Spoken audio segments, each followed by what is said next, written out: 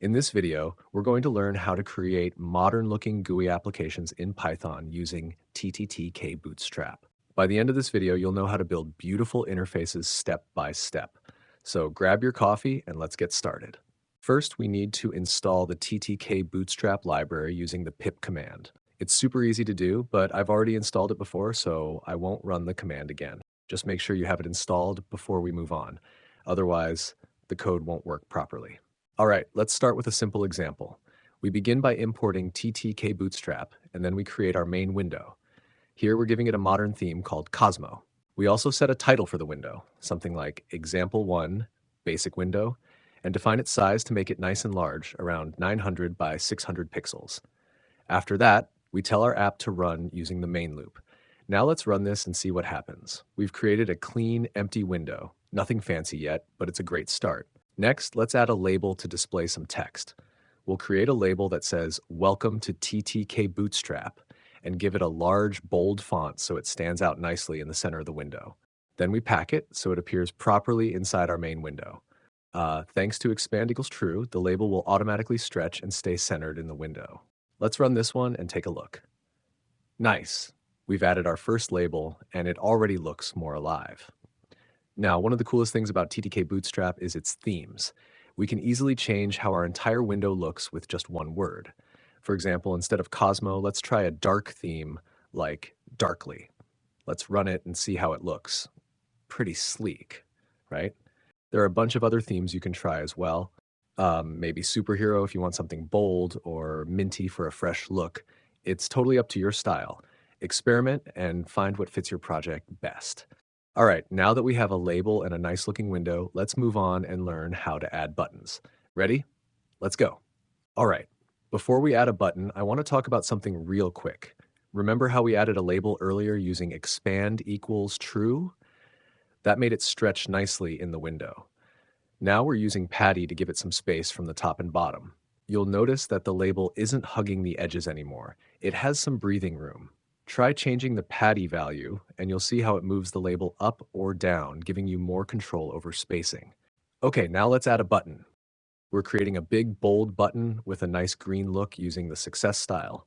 We also give it some width so it looks substantial on the window. When we pack it, we're using Patty to give space above and below the button, and iPadX and iPadE to make the button itself a bit bigger horizontally and vertically. These options are super handy when you want your buttons to look more clickable and prominent. Let's run it and take a look. Awesome. We now have a big, stylish button right below our label. By the way, there are a bunch of other button styles you can try too, like primary for a classic blue, secondary for a subtle gray, or warning for a bright yellow. I'll show you these on the screen so you can see how each one looks. Right now, if you click the button, nothing will happen. Don't worry though, in the next section, we'll make it actually do something and add some interactivity. Ready? Let's go. All right, now let's make our button actually do something. To do that, we need to define a function. Let's call it onClick. This function will tell the label to change its text when the button is pressed. Here's the cool part. To make the button run this function, we link it using the command option inside the button. So basically, when you click the button, Python knows to run onClick and update the label. Let's run it and see what happens. Awesome. Now, when we click the button, the label text changes to say, you clicked the button, just like we wanted. It's really satisfying to see your GUI respond like this. All right, that's it for this example. In the next one, we'll explore something new and even more fun to add to our GUI. Let's see what we'll learn next. All right, in the next example, we're going to get some input from the user. When the button is clicked, a greeting message will appear on the screen. It's a fun way to interact with our GUI. First, let's add a simple label to tell the user what to do. You can see that we're creating it and packing it directly in one line. Pack makes it super quick to add widgets. Next, we add an input field using entry. This allows the user to type something in. We also set a font and width to make it look nice, and use pack with some padding so it's not cramped. Let's run this and see what we've got. Great. We now have an input field ready for the user to type their name. Now let's add a button and another label where the greeting message will appear. We're using Patty, iPadX, and iPadE again to make everything spaced out nicely. Next, we define a function called greet. Inside, we get the text from the input field and then update the label to show a personalized greeting message.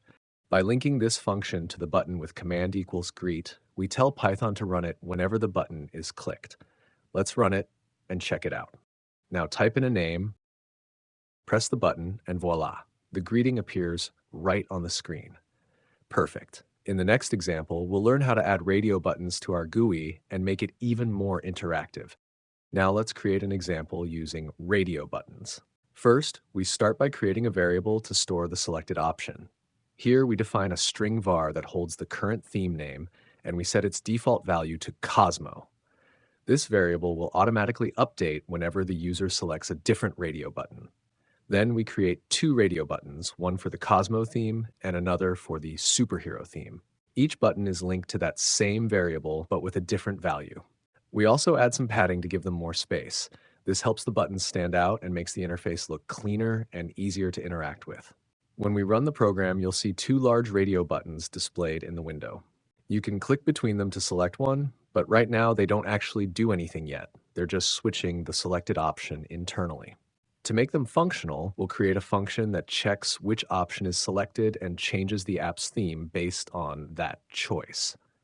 Then we'll connect this function to each radio button so that when one is clicked, the theme changes instantly. Let's run it again. Now when you switch between Cosmo and Superhero, the whole application updates its look in real time. In the next example, we'll take this one step further and learn how to use check buttons to add more interactivity, like enabling dark mode. In this part, we're going to take our previous theme selection example a step further by adding a check button, a small box the user can tick or untick to lock the theme selection. Basically, when it's checked, you won't be able to change the theme anymore. We start by creating a variable to keep track of whether the checkbox is selected or not. It stores a true or false value depending on whether the box is ticked. Next, we create the actual check button. We give it a label, lock theme selection, and connect it to our locked variable. Then we pack it so it appears nicely below the radio buttons. Let's run the code and see what happens. All right, we've added a checkbox to the window, but it doesn't do anything yet. It's purely visual for now. So let's give it some functionality. We'll create a small function that checks the value of our locked variable. If the box is checked, we'll disable the radio buttons so the user can't change themes. If it's unchecked, we'll enable them again. That's exactly what our toggle lock function does. It looks at the checkbox's value and sets the radio buttons to either disabled or normal mode. Now we just need to connect this function to the checkbox itself using the command option. This way, every time we tick or untick the box, the function runs automatically. Let's try it out. When the box is checked, the theme options are locked. We can't switch themes. When we uncheck it, everything works again. In the next example, we'll explore another cool widget, the Combobox. Now let's move on and learn about another very useful widget, the Combobox. This one lets users pick an option from a drop-down list, which is perfect for settings or selection menus. First, we create a label at the top that says, "Select your favorite language." It's just there to tell the user what this section is about. Then right below it, we add a combo box and fill it with a few programming languages, Python, Java, C++, and JavaScript. We also give it a nice large font and set its width so it looks clean and easy to read. Finally, we set the default value to Python. Let's run this and see what we get. Nice. We've got a drop-down combo box where you can pick your favorite programming language. Now let's add a button below it that says Confirm. When the user clicks this button, we'll display their selected language on the screen. To do that, we also create an empty label where the message will appear later. All right, now to make it all work, we need a small function. Let's call it selected. This function will read the current value from the combo box and update the label to show it on screen. Then we connect this function to the button using the command option. So when the button is pressed, the function runs automatically. Let's test it out. Perfect. Now when we pick a language and click the button, the selected option shows up right below. In the next example, we'll take a look at another fun widget, the progress bar. Now let's take a look at another really cool widget, the progress bar. This one is perfect for showing progress in your app, like loading, downloading, or completing a task step by step. First, we import the time module. We'll use it to create small delays so that we can actually see the progress bar move slowly instead of jumping to the end instantly. Then we create a progress bar and set its length to make it nice and wide across the window. We also use the determinate mode, which means it fills up gradually based on a specific value we give it. Let's run this and see what happens. Great, we've added a progress bar to the window, but it's not moving yet. Next, we add a button labeled Start. When we click this button, we want the progress bar to start filling up step by step. To make that happen, we create a function called startProgress. Inside this function, we use a simple loop that goes from 0 to 100 in steps of 10. Each time through the loop, we update the progress bar's value and pause for a second using time.sleep1. We also call update idle tasks to refresh the GUI so the progress bar visually updates in real time. Now we just need to connect this function to the button using the command option.